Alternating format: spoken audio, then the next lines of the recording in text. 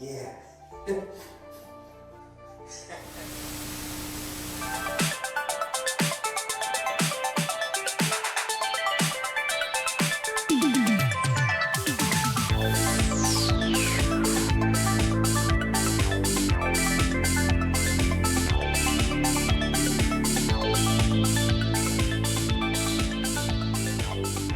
Alright, well, let's try this again. Okay. Cisco.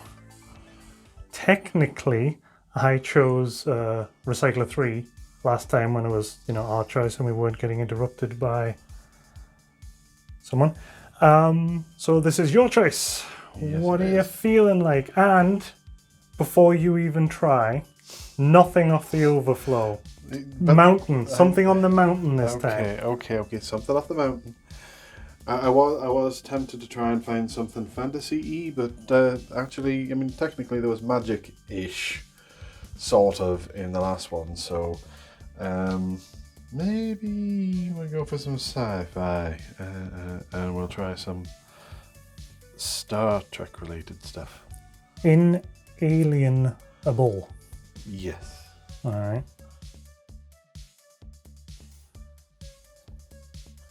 That seemed really easy. I mean, I'm starting to think you go for the ones that are the easier ones to get at. Seamless. So we got Walter Koenig, original Chekhov, Richard Hatch, original Apollo from the original Battlestar Galactica, and Marina Sirtis. So it's Star Trek, Battlestar Galactica, and Star Trek crossover. Born of man, but not of this world. And I don't know if you can see the weird alien thing that some woman is holding very far away from her. Let's see. Alright. Richard Hatch of Battlestar Galactica stars as Dr. Eric Norris, a brilliant researcher guilt-ridden over a family tragedy. But when an extraterrestrial parasite fuses with his DNA, Norris gives birth to a half-human, half-alien prodigy. Can a man of both science and compassion now protect his son from the government, or will society demand this monster be destroyed? Walter Koenig, Courtney Peldon, and an all-star sci-fi cast including Marina Sirtis, Star Trek The Next Generation, Erick Avari, Heroes, Gary Graham from Alien Nation. I used to love that series. I'll probably recognise it. Patricia Tallman from Babylon 5. Walter Koenig was also in Babylon 5. J. Acovone from Stargate SG-1. I don't recognise that name, and I've watched a lot of SG-1. And Richard Hurd from Star Trek Voyager. Again, I've watched Voyager a lot. I don't recognise that name. They're probably just bit parts. Co-star in the provocative thriller A Slice of Sci-Fi calls a brilliant piece of topical work that has extremely important implications for our contemporary times. Nice. Really? Alien babies. Alien babies. For our times. Alien babies, male pregnancy.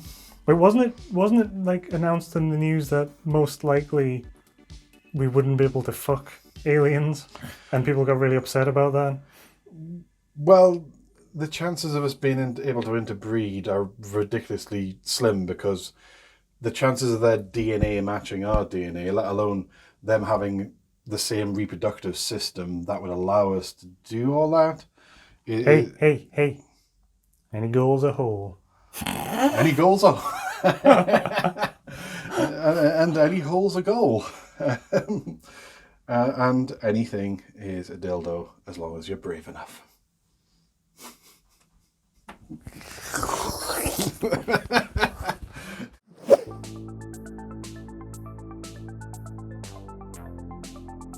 Fuck you, McBain. Look at that box. It's still sort of, Yeah, it's got enough structural integrity to be not only on the mountain but under several DVDs, so that's... it has the ability to hold up a certain person. Anyway, we should go watch it. Yes, we should. InALIENable.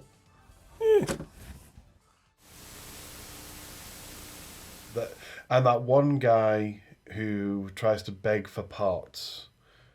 Yeah, who gets a finger. Mm-hmm. Am I allowed to do that on YouTube? Yeah. Especially in the UK? I was the UK is that, which is, you know, it's 2 fingers.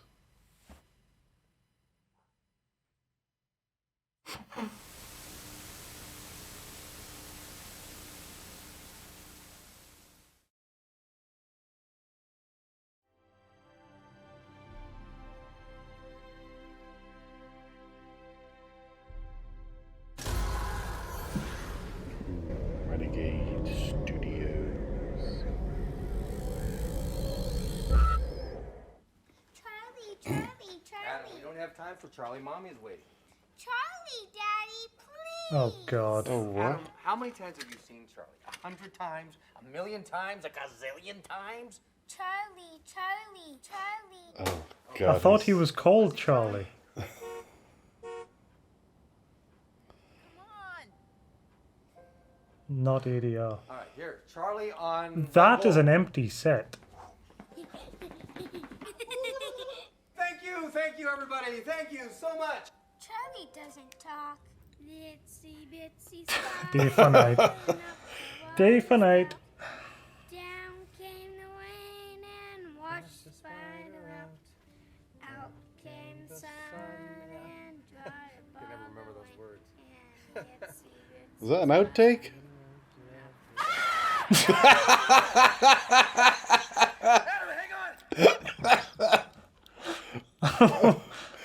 I was about to say this feels like a Neil Breen film, but the stuffed deer elevated it. What's with the empty sets?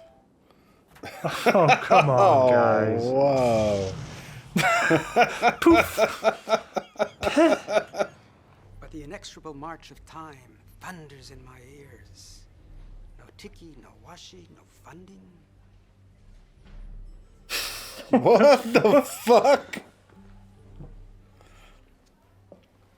Who was that guy? My boss. He's the writer. What?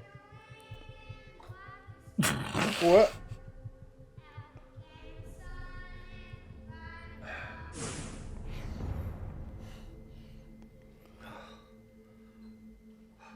This is like a theater play. They have like one set.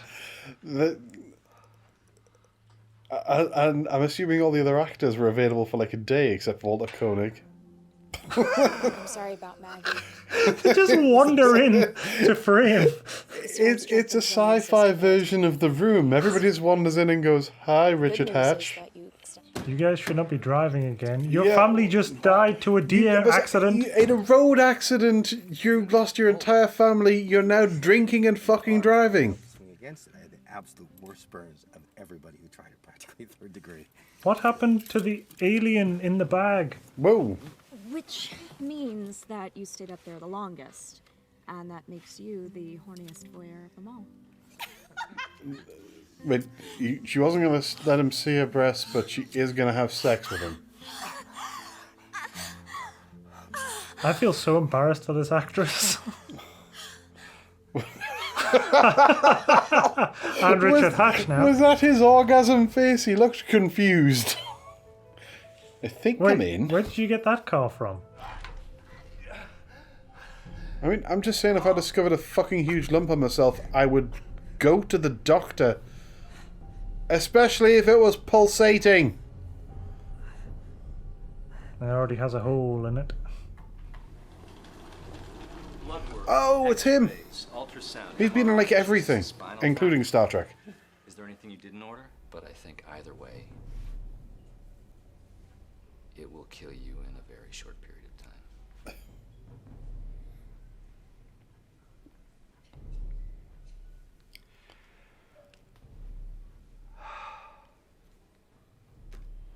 He's had a busy week, really, hasn't he? Busy week, it's been a couple of days. Okay, bye! Let me talk to Dr. Schoen. But Why are they doing that in his office? Because they only have his office. It's me, Andres. So what'd you find out? Were you able to crack that shell or whatever it was? Tell you, it was the weirdest looking thing I ever saw. All those legs and that spongy body you could see through. I've been having nightmares about it, man. Then why did you pick it up and bring it to someone? Was it some jellyfish flopping around 100 miles inland, or was it some creature from another planet? What? Up came the sun and got around. A itsy bitsy spider went up the spout again. Yeah, I do mind. Stuffed deer attack.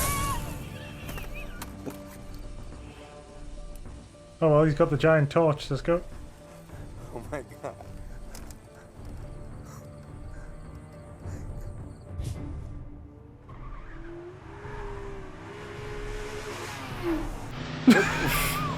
Hey, hell. He needs his license taken away permanently.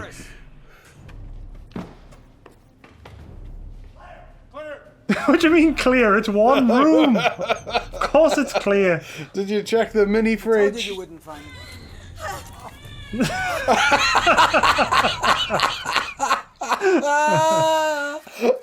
Oh, No. oh, that is the best. No.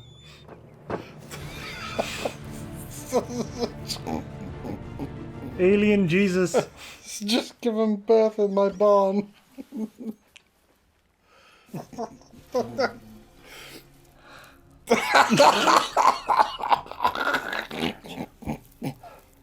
gonna hurt you. Oh, fucking hell. Boop. Okay. It's alright. He's amazing, huh? I think he understands me.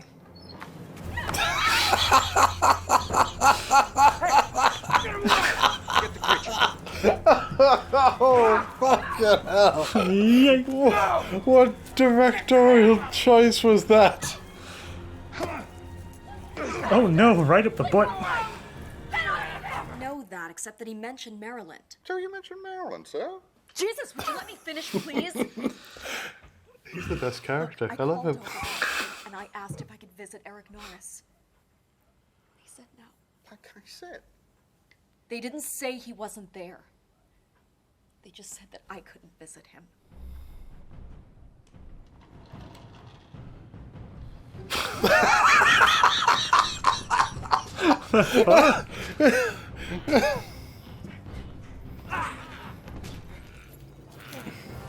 Oh, is he gonna? Is he like some random person's gonna like take a few photos? Yes, I was waiting for the phone to come out. That's going on Twitter.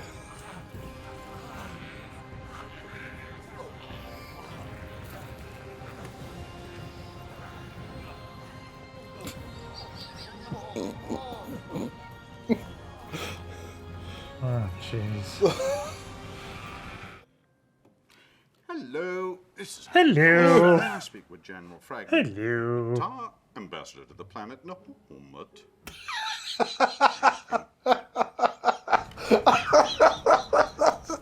Why not? Oh, I love him. He's still the best. View the DVDs, upload them to the internet, link to every science fiction and science fact site there is. We need to get the word out. Yes, sir. Get me Congressman. What kind of framing is that? Washington Yay! is refusing to deny Tim the Russ. existence or non-existence of an alien life form. Men can't give birth. They can host parasites. And parasites being parasites, they feed off the host. They can even assimilate host biology, even absorb host DNA.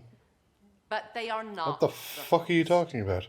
They are not men. I don't They are know of any not parasites that human absorb the DNA And except they in, are not you know, ingesting someone's and child. eating. They don't change their own DNA. Well, how would you define it, sir? Sorry, the extras are amazing. Reason appeared to me to be a living embryo. Martok telling it how it is. Embryo? Objection. Overruled. When you killed her, Eric, my dear friend. Oh. So he was shagging his wife, and that's why he's being evil. So, okay, at least he has some motivation. I mean, would have been nice to have known it earlier. I'm sorry. Bradford. I've been sorry every minute for the last... This is a weird 8 years? family drama, isn't it? I guess that's as close as payback will ever come for me. What? Hang on. So you say he was having an affair with his wife? Yes. And he's angry that he killed it. That Richard he Hatch. accidentally. Yeah. His wife died in a car accident. Hey, it's Admiral Paris. Oh my god. I was I have to let me be there for you. She is super into him, even though he's never shown any interest in her past the original. Oh, by the way, this alien parasite made me think you were sexy for a brief moment. Do you love me, Eric? Okay, so all of that is mental. And I have a strong suspicion now that Walter potentially wrote this with him as the main character first. And then was like, oh, I'm getting too old or something. Because, like, this is all insane. This is all utterly insane. And the writer-director definitely wrote himself in that up. With the WoW poster in the background. Of the FBI struggling to get to his gun. It's the ascension of evil.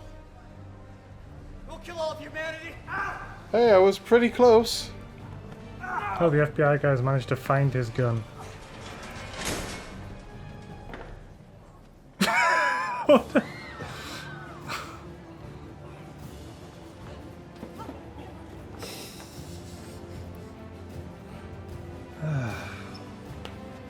Son of a bitch! No! Neil, drop the gun. Drop it!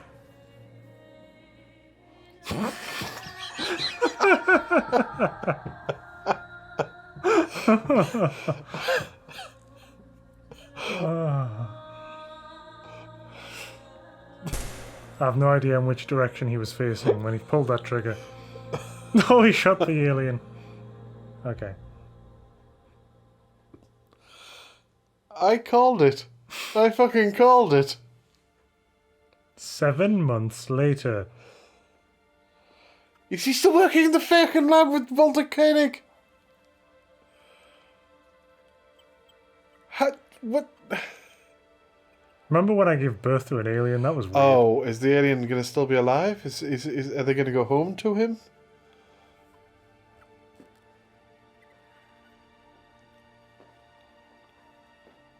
Giant empty sets.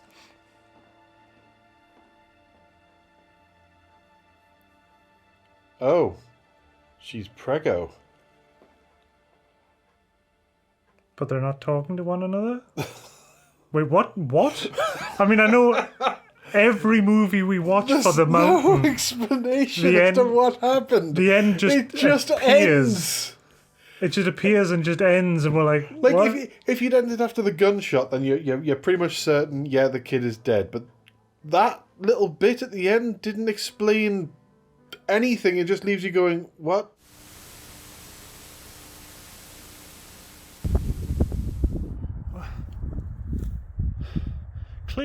Clearly we took a wrong turning somewhere. Where the hell's the set? Where the fuck are the interns when you need them?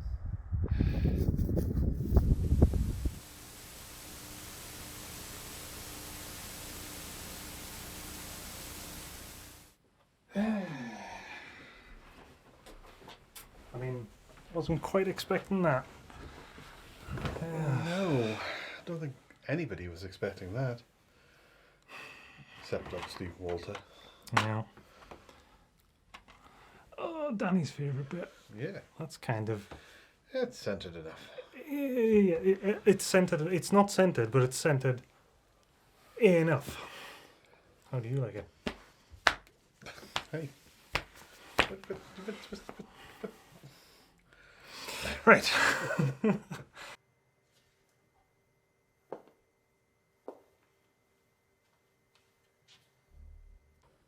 So, yeah. InAlienable. I believe as I picked, it falls to you to explain the plot of InAlienable. The plot. Plot. What happened in InAlienable? Right, well, Richard Hatch is a animal research assistant. He lost his family in a set of tragic, distinctly different stuffed deer-related road accidents. Ambassador Saval brings him a rock that he said used to be a jellyfish that he found in the desert. One moment, everybody. Well, come on then. I mean, if you're gonna interrupt my intro, come on. Hello. You here for this? Okay, good. All right. Jellyfish. The jellyfish attaches itself to Richard Hatch at some point off camera. Yes. At no point do you see anything like that happen. Yes. Red Squad finds Richard Hatch ridiculously sexy. Okay. I think we kind of have to explain who Red Squad is. Nope. Here's Red Squad. That's Red Squad. The more I think about it, it's ridiculous. They have sex. Apparently during that, the alien parasite, which is making him horny for her because he's not interested in her in the slightest, he makes that very, very clear. It apparently gets his semen while they're going at it to impregnate itself with his child. Red Squad, who has no reason to like him as much as he does, gives up her life for him. They run away because the FBI come to find them. Don't worry, Ten, that wasn't on the microphone or anything. It's very warm, and the dog ain't happy about it. So, the FBI or the US government have captured the child after he gives birth to it. Red Squad then goes and gets the best character in the movie. I keep taking these cases and I keep losing. I know there are aliens out there. At least I'm pretty sure I know there are aliens out there. I mean, how else would you explain Andy Kaufman or Jim Carrey?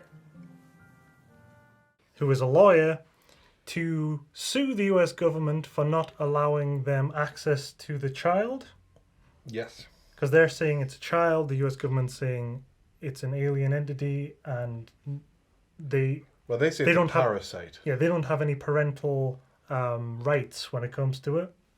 The rest of the film is a kind of awkward court drama with the cast of Star Trek and Richard Hatch, who doesn't really do anything much for the rest of the movie. It's just a never-ending parade of Star Trek characters on the stand. Throughout the entire watch-along, it was just, oh look, it's such and such from such and such. Oh look, it's such and such else. Oh look, it's him from Genesis. Oh look, it's Martok. Oh look, it's Admiral Paris. Oh look, it's Red Squad. Oh look, it's Ambassador Saval. Ambassador Saval, who's also in Robot Jocks and various other things. And you said Alien Nation. Alien Nation, which is what's on the box. He's an Alien Nation. He was the main character in Alien Nation. Oh, I would speak very ill of one thing on this box. Erick Avari of Heroes fame. He's in everything. Erick Avari, and he is, by the way, he's the best character by far, by a country mile in this. He's the best. He really is. He's absolutely amazing. Red Squad is probably the best actor. She seems to be the only one actually giving crap. She was far too good for this. I've moved it now. Yeah, and to really, really, really piss off Danny. Hang on, because he's not here to complain about it. Look at that. Ooh. It's at a jaunty angle. Get it at a jaunty angle, Cisco. Well, that's the opposite angle. That's going to end up being the thumbnail for this, isn't it? But yes, Red Squad is the best actor in this. Avari is the best character in this. Yes. He's absolutely amazing. All right. My first fucking alien. I knew it. I knew it. I knew it. Okay. that was sort of the plot. I stopped before the end. Spoilers. Walter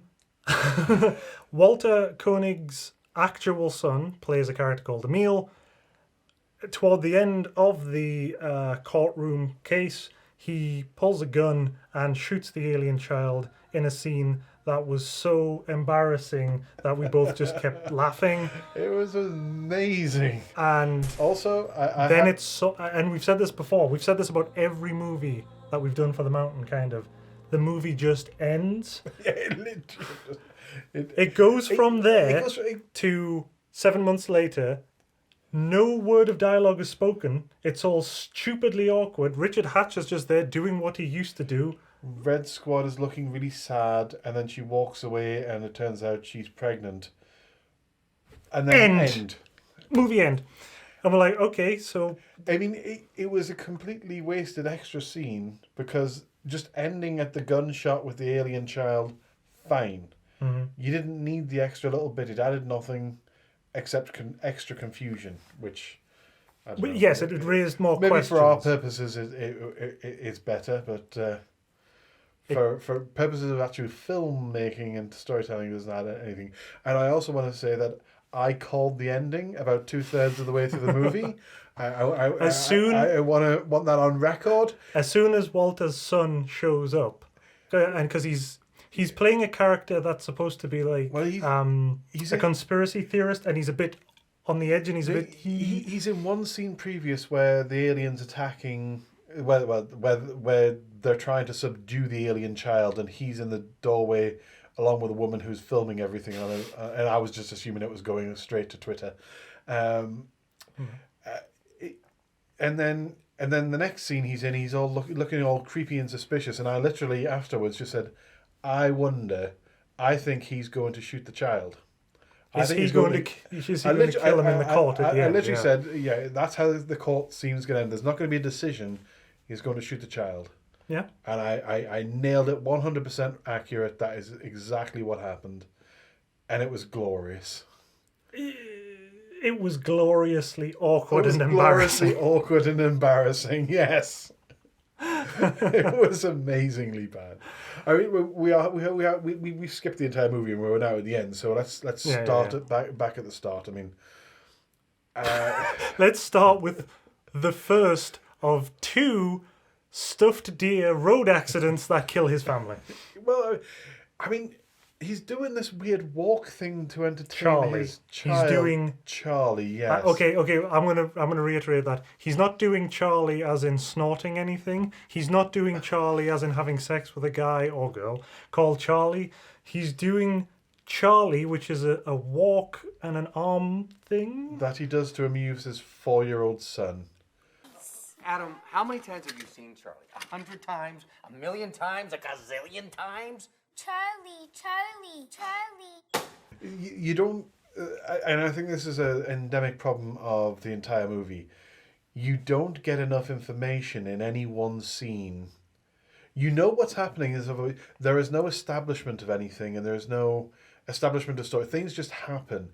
And there's a vast number of characters in this film who are in for like one scene, and they're all famous people we recognize, but they're clearly just available for it. It's like he filmed it by a Star Trek convention and got them as they're coming out. Got the actors in for half an hour or something, because the guy who tells him he's dying, which again I've skipped way ahead. That's a great scene. Is it just? This is not a viral infection. This is not a bacterial infection. This is a parasite. It doesn't matter though. Either way, it's gonna kill you. Bye. Flicks out his phone. Bye. Just wanders out of the scene. But I think either way, it will kill you in a very short period of time.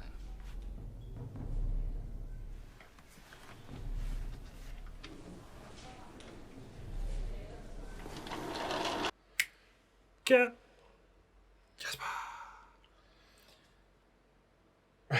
Right. So, Richard Hatch, scientist, and he's taking his family home, singing Itsy Witsy Spider badly, really badly, to a point where I thought it was an outtake. Stuffed deer on the road, they crash, and everybody but Richard Hatch dies. Two very different scenes. Neither one, well, that effectively that both happened. Did he crash twice? Maybe because he's not a very good driver. That is established very firmly in this film. He gets into a lot of crashes. He drinks and drives as well. It's 2007, and this guy takes his boss / love interest to a bar. You said love interest. Talks about, but he has no interest in his love interest. Talks about her boobs, drinks a lot, then they drive back and have sex. Yeah. Terrible sex scene. It's so baffling. Sorry, on camera here, I'm just watching myself. I'm like, Jasper Hett. Jasper Hett. But if you're wondering why Sisko's lost all his energy, it's because we had a camera malfunction because it's ridiculously warm and all the energy seeped out of the room. We spent the last half an hour trying to sort it out, and that noise you can hear, that you can obviously hear, isn't Jasper purring. It's the fan that's now pointed directly at the camera to stop it melting. So, yay, thanks British summer. But yes, where we left off and what you just covered was the fact that they clearly filmed two scenes of the family dying in a car accident. Yes. To a stuffed two deer. takes, with two different sort of interpretations. But they play both of them. And here's the baffling thing as an editor. You clearly have both, right? Yeah. Just use the same one twice. It shows it early on so you know what happened, and then later on he has a flashback to it happening again, but the scene plays out completely differently. In the first scene, like you said, his kid's singing Itsy Bitsy Spider, he doesn't know the lyrics to it, the words, and you weren't sure if it was an outtake or not. In the second scene, whilst that's happening, his wife's on the phone telling him to shut up because she's on the phone. In the first scene, she's not on the phone. No, and she doesn't tell him to shut up either. No, they don't argue. They just go, ah! And it smash cuts to his stuffed deer and then back to them. Just for a brief second, it's like, don't worry, no one will notice that's not a real deer because it's only we friggin' noticed, okay? It's hilarious because a stuffed deer kills his family. And watched the spider out. Out came the sun and dried I can never remember those words. and itsy bitsy spider. Adam, hang on! What you said during the watch along, what's sort of implied by the two scenes being different, is that the first time it didn't kill them and it came back later to finish the job. Up came the sun and water out. Itsy bitsy spider went up the spout again. Yeah, I do mind. And here's the thing that's really awkward about this is we find out right at the end of the film that there is an 8-year gap between him crashing and killing his family and the story occurring. Mm-hmm. Even though it feels like a week. We don't see that. They don't tell us that. There's no graphic on the bottom going 8 years later. We don't know that. From our perspective, it looks like the next day he's gone to work. His bosses act like a fucking dick to him. Promoted as a co-worker over him who is then just really horny for him. Then somebody gives him an alien rock and then he has sex with his boss. Yes. All of this, it doesn't... Seems like 1 week of time. It seems like, this, there's no indication that any time has passed. There's nothing. So you don't know that. And again, throughout the entire story, there's the rest of it. It is difficult to know. Supposedly, at one point, he's in, him and his alien baby are held by the FBI for months. But again, we don't see or hear that. There's no time passing. It's just we are told that in retrospect later that they were there for a long time. Yeah, there's nothing to indicate the time is passing. It's just It just happens. And like you said, at the end, you find out in a passing comment that it was 8 years ago that his family died. Well, it's also at the same point in time that you find out the reason that Walter Koenig is an absolute cunt to him the entire movie is because Walter Koenig was having an affair with his wife. And he's angry at him. He blames him for his wife's death. He blames him for the woman that he was cheating with's death on the husband. And because of this, he wants to deprive him of his alien child. His alien son. This is his revenge. Like, Richard Hatch has given birth now to the first human-alien hybrid that we're aware of, and Walter Koenig's entire motivation is, well, if I deprive him of that son, that'll make me feel better for not being able to have sex with his wife behind his back anymore. It's been 8 years. He'd have got over it. You would have hoped. Richard Hatch apparently got over it enough to be on top of Red Squad. I need to see that incredible breast of yours. Oh, not on our first date. Not on our first date? It could have been a really good sci-fi independent movie that provoked thought, but it's so poorly done that it just comes off as pure comedy, pure hilarity. You're laughing at things you're not supposed to be laughing at. Surprisingly, I was laughing at the comedy though as well, which you were laughing Erick at Avari is so good at one actor's comedic talents. Yes. You were laughing at other people in an awkward way. I think that's another thing to note. I think because I want to point out right now that Red Squad getting pushed over wasn't supposed to be comedic. I know, but it was so funny. But the acting in this, you've got a lot of people who have acting chops. People who are good actors, or have certainly acted for a long time. Richard Hatch delivers a very bored performance. He doesn't look like he can be bothered. In the opening sequence, he's all over the place. I'm not sure what Walter Koenig is going for with his performance in any one scene. Red Squad is giving her all, bless her, to this. She's really acting. By far the best. She's by far the best actor in this film. Marina Sirtis is reading her lines. I think she's trying to inject something. I really feel that she doesn't know what she's trying to do.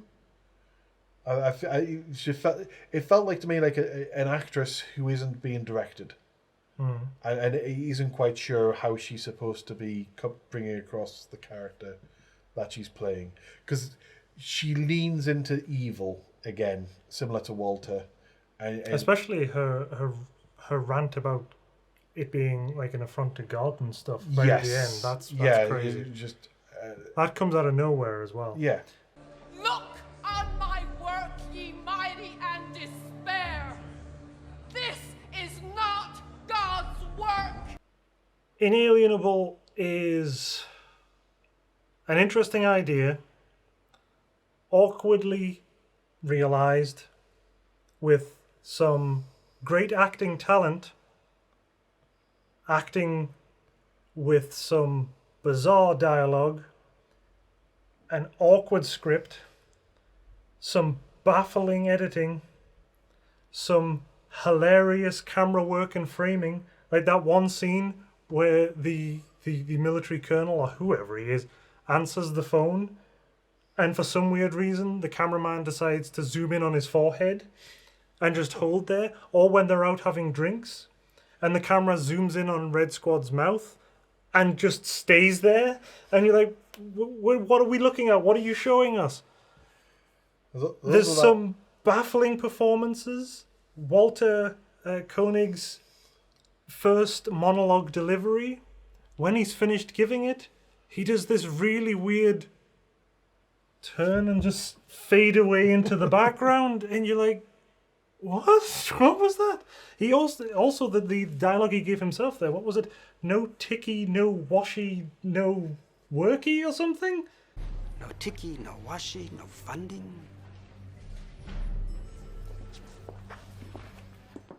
And then turns and wanders off. What does he say? Yeah, I don't remember it word for word, but I think It's something like that, and it's fucking baffling. And you're like, do another take, write another line. They said Tim Russ is in it briefly, Tuvok just as a news anchor, and even that was filmed weird because he's obviously on a green screen, but you're a news anchor, so sit and give the news. Except he spends the entire time doing this. So because he's green screened onto a flat screen, he's doing this on the screen, and the screen behind him isn't moving, and you're like, sit still, you're a fucking news anchor. It's like you said, none of them were directed. They were just like, this is what you are. Go. Marina Sirtis, you're an evil lawyer who is secretly religious, because it gets very religious at the end for no reason at all. That's kind of America, so... They all have guns and they're all crazy religious. No room at the inn? There is now. And then there's the amazing scene where everybody's panicking, and you've got that one guy. Except that one guy who's just sitting there calmly going, He's just watching it all happen. And you have cut to him like 3 times during the scene. And you have FBI guy, Kowalski from SG-1, who is struggling to get his gun, and it's hilarious because it's like somebody in the courtroom has pulled a gun and is going to shoot somebody, and he doesn't seem to know who he wants to shoot. He's pointing at his, well, it's not his father, but he's pointing at Walter, he's pointing at Richard Hatch, he's pointing at whoever's shouting. But he's going to shoot the alien, you've already called it, so it's canon, It's happening. You've said it, so it's going to happen regardless. It's going to happen. And so you've got the FBI agent sitting in the background, who also has a gun, but legally. And he goes to get it, and people keep running in front of him. He's like, no, I can't get my gun. And he keeps cutting back to him doing this. And eventually he has it, but people keep running in front of him. So he's like, I can't shoot. I still can't shoot. And it goes on for such an awkward length of time, it starts becoming hilarious. Well, there's also the fact that there's that, which goes on for quite a long time. He has a clear shot for a very long time and doesn't shoot. But the other thing, you just reminded me he was in the movie. He's great. He's the one... Oh, no, he's not. He's not the one who pushes Red Squad. No, it's the person right after him. He's the guy brought in to hunt down Richard Hatch when they find out he's got an alien parasite on him. And he's on the run. And he's on the run, because that's what you immediately do when you got an alien parasite on you, is go on the run and then give birth. But then he's there in the lab, and there's kind of an implication that he's starting to have second thoughts. There's a couple of bits where he's looking like... It's not just... It's definite, because he even says we should let him see him. We shouldn't separate them. We should. Yeah, and then Walter Koenig's like, no, you may be the FBI, and I'm a scientist from a completely different facility, but I now run this. I'm the writer-director, so fuck you. But then... in the courtroom as well, but it never really comes to anything. No. He never does or says anything to help. That's his final scene, is failing to put down a lunatic with a gun. Yes. The good guy with a gun didn't take down the bad guy with a gun. Yes. Sorry, NRA. Doesn't always happen, apparently. Sorry, we just... Amazing how we've got there. Let's all go to the lobby. I mean, we've kind of talked through all the plot. I mean, like I say, there are. Cisco, what's your favorite scene of this movie? It's so easy. It's the barn scene. I think from beginning to end, from because the woman, they don't explain where they are. They're in a barn. We don't know if they're staying hiding with friends, or if they've just literally broken into somebody's barn. Woman walks during the into watch along. Before that happened, I said, "Oh no, they're not going to have the Jesus metaphor. They're not going to have him born in a manger or anything." It was smash cut to a barn, and I was like, "Oh no." It's never explained whether they're themed. She goes in. She the whoever runs out.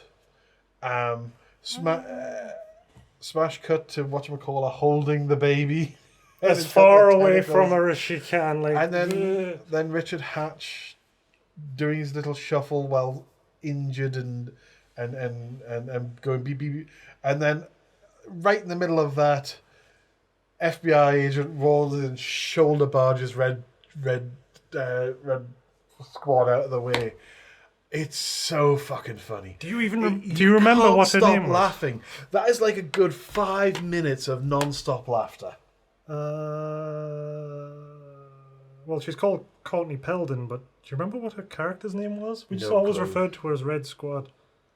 She was in one episode of DS9, by the way, where she... An episode you hate. An episode we hate, but she played a character who was one of a team of elite cadets from Star Trek, Starfleet or something, and they were on a ship where all the adults had died. Yeah. And they were all really stupid, and it was a terrible episode. She was fine in it. She played her role fine, and she's a good actress in this. She's a great actress. I think she's too good for this. There are a lot of good actors in this, and she was by far the best. Yeah. So- Well, I think all the others are all this old established actors. They knew what they were in. She's in this. It's possibly one of her first like starring roles because she's like she's not the protagonist, but she's his love interest. She has a fairly major part in this, so she put her heart into it. Bless her, and it shows to both the detriment to the movie and to our benefit because it really highlights how badly everybody else is acting. Yes, everyone around her is lessened because she's acting as well as she I is. assume Walter Koenig must have been putting his all in, but it just didn't come off. I hope not. I goddamn hope not, given what we saw. I think he understands me.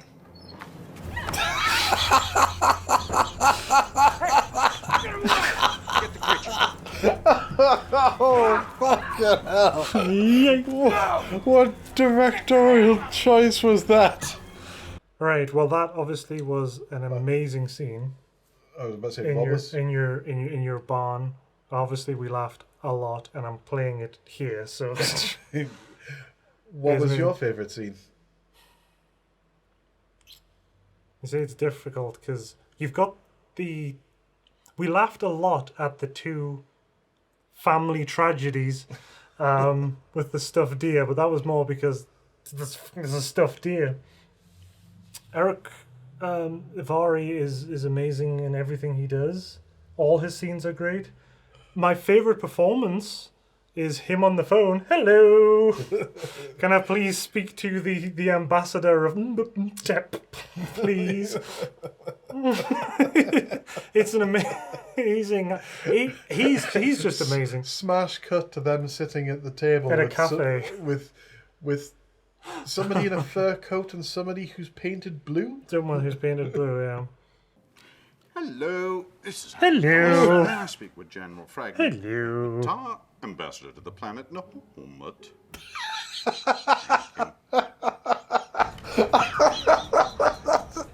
Why not? Oh, I love him. He's still the best.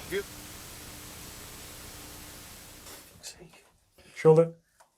Oh, yeah, sorry. I tidied myself all up as well. Yeah. It's for the Duke. No. All right. Well, we're kind of at the time now where we have to see whether or not we would recommend anybody go out and purchase this for their own collection, or indeed show it in a bad movie night. And it was originally released, as we found out after we watched it, for $2.99 pay-per-view streaming, back before streaming was streaming and it was just, you know, web videos or whatever. Then it went direct to DVD, obviously. Cisco, should people go out and find their own copy of InAlienable? From the mind of Walter Koenig, I think it says on the front. From the mind of Walter Koenig. InAlienable. Yes. Yeah? Just a simple answer. Yes, I think this is great. I loved it. Most bad movies have periods of dull or down. There is no down. I was fully engaged the entire movie. Even in the awkward bits? Even in the awkward bits. And I hate awkward. Awkward, but this is so non-human awkward. It's so weirdly...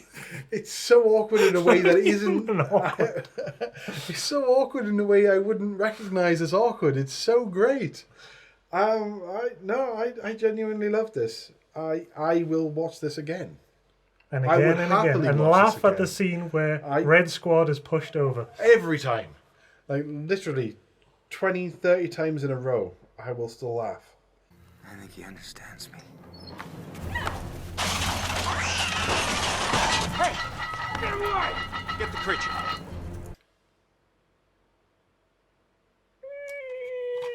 If you're a fan of bad movies, then yes, you should. If you're not a fan of bad movies, then obviously no, you shouldn't. Well, I wasn't recommending it to people who aren't fans of bad movies. If you can get it cheap, pick it up. Although if anyone's asking for more than £3 or $5 for it, then no.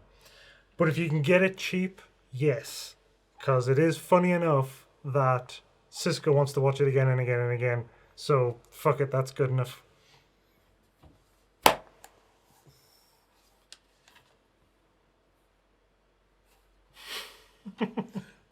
We've started doing this. This has become our thing now. And it all started from an outtake in the first episode where we didn't know what to do after we finished and there was just time running, so we went...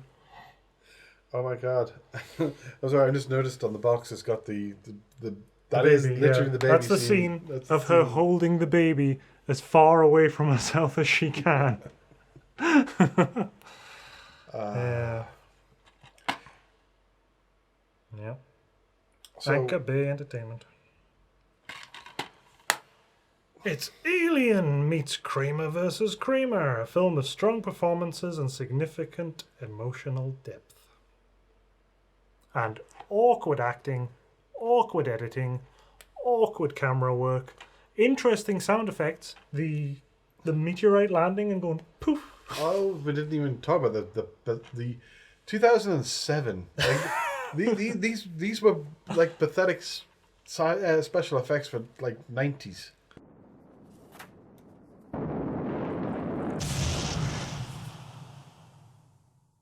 InAlienable. Go and buy it or do not buy it. Buy it if it's cheap. Don't buy it if it's not cheap. Which shelf is it going on? Because you've got a look on your face now, and I'm like, this is sort of okay. I would put it on the shelf of Thing, if I'm honest. Is that because you just had fun watching it? Or is it because it genuinely deserves to be on Thing? Nightmare at Noon, The Story of Ricky. Probably many others that we haven't done on the show yet. I would still put it up on Thing, if I'm honest. I really enjoyed it. American Rickshaw didn't go on Thing. Well, American Rickshaw's not as good. I think I enjoyed American Rickshaw more than InAlienable. Really? Yeah. Mitch, bored out of his fucking mind, Gaylord, had so much charisma. I mean, I think we can't put anything on the shelf of Thing if we both don't agree. We haven't like got an official rule book or anything, but I think you know, I'm not going to be happy with it going on the shelf of sort of okay, but if you're not willing to agree that it's no, I think it needs to be all hands. Yeah, it does need to be in agreement if it's going on Thing, and I think this has to go on sort of okay. It's on the shelf of Thing in my heart. Like a hookworm. Like a parasite, yes. Like an alien parasite. In a few months, and so yeah, InAlienable.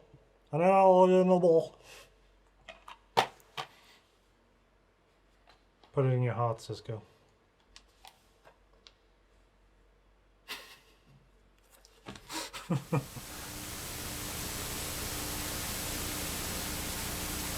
Cooks it up, and then, feeds it to his wife. Hello, Ted. Hey, Ten. How are you? You okay? That's good.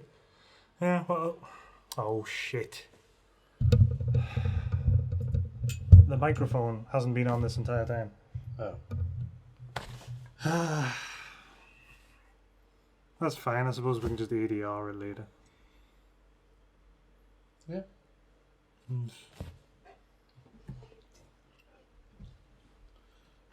You're a good boy. Yeah.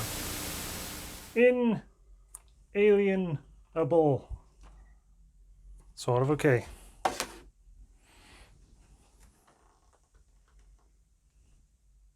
Despite what you might believe. Yeah.